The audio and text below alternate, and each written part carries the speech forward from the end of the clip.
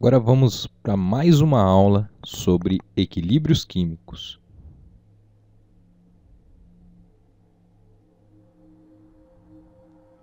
Lembro você que um equilíbrio químico ele ocorre quando uma reação vai e volta. Uma reação é reversível, portanto ela tem o sentido que ela vai, que chamamos reação direta, e o sentido que volta, reação inversa. Quando a velocidade da reação direta e inversa se igualam, atingimos o equilíbrio químico. O equilíbrio sempre é representado pela seta dupla que você vê aqui, neste formato para ser correto. No equilíbrio químico é muito importante que você coloque o estado físico de cada substância. Veja que chamamos de reagentes e produtos, respectivamente, ao lado esquerdo e direito. Mas, como se trata de uma reação reversível, se você pensar bem, quando você vai, esse é o reagente, esse é o produto. Quando você volta, é o inverso. Mas existe esta convenção. Lado esquerdo, reagentes, lado direito, produtos. Repare que falamos muito em constante de equilíbrio. O que é isso? A constante de equilíbrio é um quociente entre concentrações de produtos e concentrações de reagentes. E de que maneira você obtém a constante de equilíbrio? Em primeiro lugar, você tem que saber que existem duas, Kc e Kp. Falamos em constante Kc quando colocamos na fórmula da constante de equilíbrio concentrações em mol por litro. Falamos em Kp quando na fórmula colocamos pressões parciais. Só falamos em Kp quando lidamos apenas com substâncias no estado gasoso. Kc já é para casos gerais. Vamos ver um pouco disso. Um exemplo de Kc.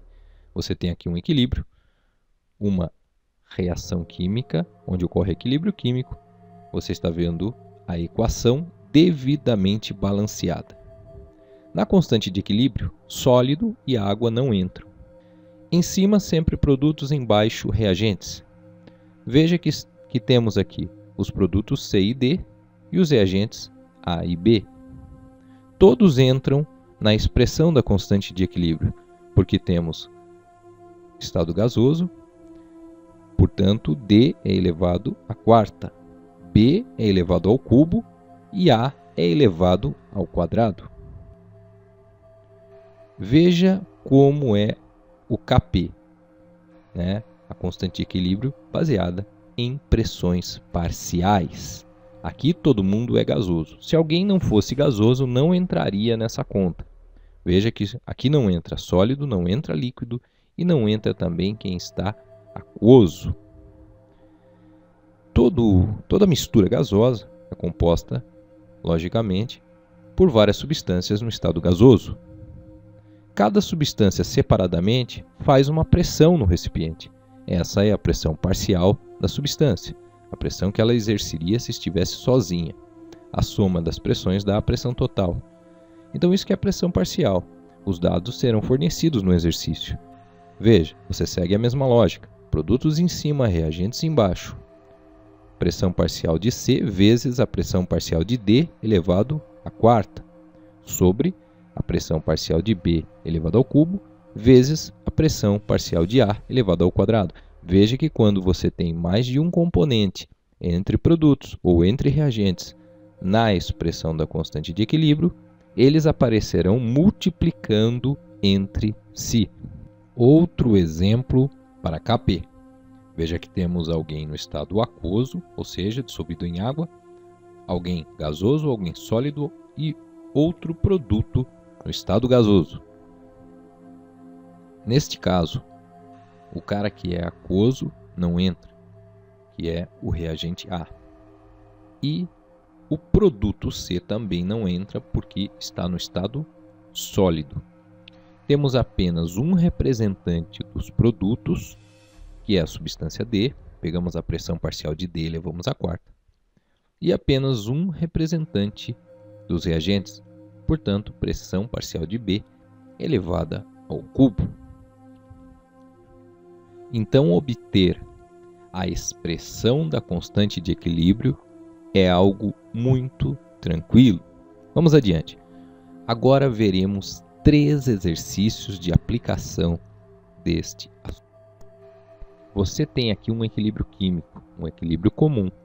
O ânion bicarbonato, ele pode se comportar como uma base, capturando H+. Veja que quando ele faz isso, forma-se dióxido de carbono e água. E isso pode voltar. É um equilíbrio químico típico. Como podemos eliminar bicarbonato de certas soluções aquosas? De que maneira? Você tem que pensar o seguinte: o que vai acontecer se você retirar H+ desse sistema? Existe aqui um equilíbrio que está estabelecido. Se você alterar algo no equilíbrio, naquela situação que está constante, o equilíbrio vai tentar se reestabelecer. Isso a gente conhece como princípio de Le Chatelier. Esse é o princípio de Le Chatelier. Ele é simples. Então pense, você quer eliminar bicarbonato. Então você tem que fazer com que o equilíbrio vá para o outro lado, o lado de gastar bicarbonato. Como que você vai deslocar o equilíbrio para lá? Ou você adiciona os caras que estão desse lado de cá, né? Ou adiciona reagentes, ou adiciona esses caras que estão do lado esquerdo, e aí a reação vai ter que gastar esses caras para se restabeleça o equilíbrio. Ou então você retira alguém do lado de lá, fazendo com que a reação caminhe para a direita, buscando aumentar aquela quantidade que foi retirada. Então, quando estamos falando de um equilíbrio onde você mexe na concentração de alguma substância, para que lado o equilíbrio se desloca? Para o lado de se restabelecer a concentração anterior. Então, se você retira uma substância, o equilíbrio se desloca para aquele lado de onde você retirou, buscando produzir novamente. Se você adiciona uma substância, o equilíbrio se desloca para o lado oposto, buscando gastar aquela substância. Entre as adições possíveis, devemos então adicionar uma solução aquosa de HCl. Você sabe, solução aquosa de HCl ele é um ácido. Portanto, sua solução aquosa terá ele ionizado e terá, portanto, muito H+. Então, eu estarei adicionando H+, e farei com que a reação se desloque para o outro lado. A reação caminhando para o lado direito, eu faço, então, com que o bicarbonato reaja com o H+, e, portanto, o bicarbonato será consumido nessa reação. Portanto, a resposta é a letra E. A questão número 2 caiu na Universidade Federal de Pernambuco. Ela fala do ácido fórmico. Então, o exercício nos propõe que uma picada de formiga libera 1 micromol do ácido em 1 microlitro. Tá? O micro é quando você divide uma coisa por 1 milhão. Então, 1 mol dividido por 1 milhão e 1 litro dividido por 1 milhão. Essa é a situação lá quando você leva a picada da formiga. Tá? Qual deve ser a concentração de H+ na região onde você leva a picada? Foi dado aqui a constante de dissociação do ácido em questão. Como é que se resolve um desse? Olha só. O ácido fórmico foi dado a fórmula, é o HCOOH. Você tinha que saber o mínimo de química orgânica para identificar aqui a carboxila. E o único H que vira H+ nos ácidos carboxílicos é o H da carboxila. O hidrogênio que está ligado ao oxigênio na carboxila. No momento da ionização, você produz então H+, e Neste caso, o ânion é o metanato. Como se obtém, então, a expressão da constante de equilíbrio? Produtos em cima, reagentes embaixo. Quem são os produtos? H+ e o ânion. Quem são os reagentes? A molécula não ionizada. Todo mundo aqui está dissolvido em água, portanto, todo mundo entra na expressão da constante de equilíbrio, que envolve concentrações, que é o Kc. O que o exercício me diz é a concentração do ácido, o ácido não ionizado. A concentração é 1 micromol por 1 microlitro. Micro corta micro, fica 1 dividido por 1, que é 1 mol por litro. É óbvio. A concentração do ácido dá 1 mol por litro. Qual é a concentração dos outros caras? Então, o equilíbrio químico ele só ocorre porque só um pouquinho das moléculas dissociam. Você só vai encontrar equilíbrio em substâncias ácidas e, portanto, em soluções ácidas, se você estiver falando de um ácido fraco. O mesmo vale para as bases. A gente não sabe quantas moléculas irão ionizar, mas a gente sabe que para cada molécula eu vou formar um H+ e um ânion. As quantidades formadas de H+ e de ânion serão iguais, porque a quantidade que será formada será a mesma para ambos, eles estão no mesmo volume, consequentemente, a concentração dos caras será a mesma, será X. E agora eu posso já substituir os valores, sendo que o exercício nos informou a constante Ka. O que é Ka? É uma constante de equilíbrio do tipo Kc, constante que envolve concentrações. Só que tem algumas que têm um símbolo especial, um nome especial.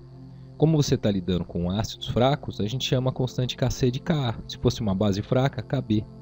Ok? Então aqui nada mais é do que a constante de equilíbrio. Assim, eu posso substituir. Veja que é 10 a menos 4. Está um pouquinho ruim de enxergar aqui, mas é menos 4. Substituindo os valores, agora bem mais bonitinho aqui, você pode perceber que 10 a menos 4 sendo o Kc, eu vou ficar 10 a menos 4 igual a x vezes x dividido por 1, que é a concentração do ácido não ionizado.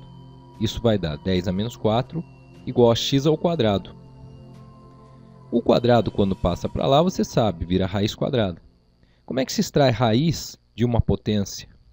Você divide o expoente da potência pelo índice da raiz. Menos 4 dividido por 2 dá menos 2. Então agora volta. Esta é a concentração de H+, que é o que nos interessa. E é 10 a menos 2. A pergunta do exercício era justamente essa. Voltando. A pergunta do exercício era justamente qual a concentração de H+ na região da picada. Será igual à concentração do ânion também, mas o que nos interessa é a concentração de H+, que é 10 a menos 2 mol por litro. Repare, e aqui eu não coloquei mol por litro, tá? Mas eu estou falando de concentração em mol por litro.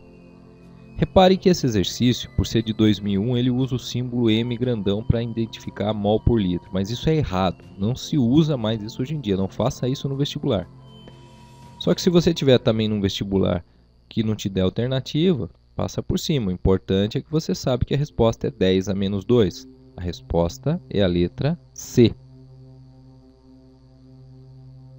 O 3, a gente tirou lá da Unesp de 90. Eu sei que está lá atrás, tá? Não fica bravo. Mas é um bom exercício para você treinar. Ele fala aqui que misturando soluções aquosas, sempre aquosas, né? Do sal e do ácido, você obtém o seguinte equilíbrio, com os seguintes ânions, o cátion H+, e molécula de água. Isso é o que você tem que saber. É só você olhar aí, ver o símbolo, né? Você sabe que é reação reversível, você sabe que isso aqui é um equilíbrio químico, e agora bola para frente, escrever a expressão da constante de equilíbrio. Como é que fica a expressão da constante de equilíbrio? Produto em cima, reagente embaixo. Esses caras vão em cima da constante, esses caras vão embaixo. Repare que está falando aqui, misturando-se soluções aquosas de cada uma das substâncias. Então, tudo isso está em água, portanto, todo mundo está aquoso, exceto a própria água, que a gente não fala que a água está aquosa, a água está líquida. E, veja bem, toma cuidado, quem é líquido, o líquido puro, não entra na constante de equilíbrio, o certo é não entrar. Então, quem vai entrar na constante de equilíbrio? Na parte de cima, só o ânion Cr2O7 2-. Quem vai entrar, então, na parte de cima da expressão da constante de equilíbrio é esse ânion que você vê aqui, o Cr2O7 com carga 2-. Você vai colocar ele entre colchetes, como você viu nos exemplos que a gente já deu, e vai deixar assim, você não vai elevar ele a 2, nem a 3, nem a 4, porque o coeficiente dele é 1. Quem vai entrar no denominador, na parte de baixo da expressão, é o H+, né, entre colchetes, concentração de H+ ao quadrado, e você vai multiplicar pela concentração do outro reagente elevada ao quadrado também. O mais importante nesse exercício que eu queria te mostrar é que ele vai novamente falar de Le Chatelier. Descreva e justifique o que ocorre no equilíbrio quando se adiciona uma solução de HCl. HCl é um ácido.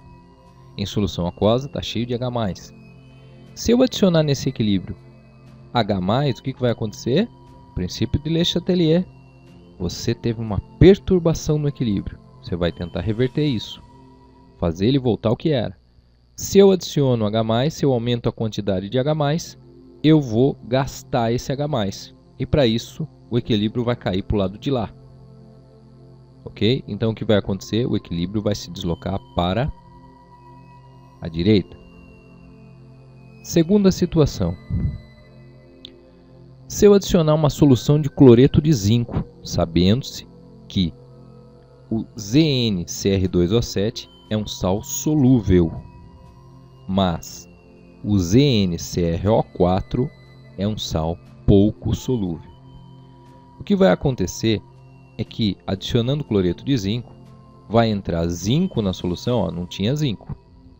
O zinco caindo na solução, ele vai poder interagir com todo mundo. Está todo mundo presente lá. Não estão separados, não. Então, eu poderei formar essa substância aqui, onde, veja que eu estou adicionando ZnCl2. O que significa isso? Cloreto de zinco 2+. Por que eu sei disso? Por que eu sei que a carga do zinco é 2+? Porque o cloreto, você já deve saber a essas alturas que toda vez o cloreto é -1 a carga dele. Se eu precisei de 2 cloretos, é porque o zinco que está aqui presente, né, esse átomo, né, que está na forma de cátion, ele tem carga 2+. Então, quem que eu vou formar? Veja, se o zinco tem carga 2+ e encontrar o CrO4, vai se formar ZnCrO4. Se ele encontrar o Cr2O7, vai se formar o ZnCr2O7. Então, essas duas substâncias aqui são possíveis. Vai se formar um sal solúvel por um lado e um sal pouco solúvel por outro lado. Então, a primeira coisa que você percebe que vai acontecer é que vai se formar um precipitado nessa solução. Onde? Com o CrO4. Quando o zinco encontra esse cidadão aqui, esse cidadão vai para o fundo. Isso, para o equilíbrio, é desaparecer o ânion que está lá entre os reagentes. Então, o equilíbrio vai querer se deslocar para formá-lo, e com isso, o equilíbrio vai se deslocar, nessa segunda situação aqui, o equilíbrio vai se deslocar para a esquerda. Isso é o que a Unesp queria que você tivesse descrito lá em 1990, na sua segunda fase. Mas eu posso te garantir que esse exercício é muito atual e poderia muito bem cair na FUVEST de 2016. Espero ter ajudado você nos seus estudos de equilíbrios químicos. Um bom estudo para você!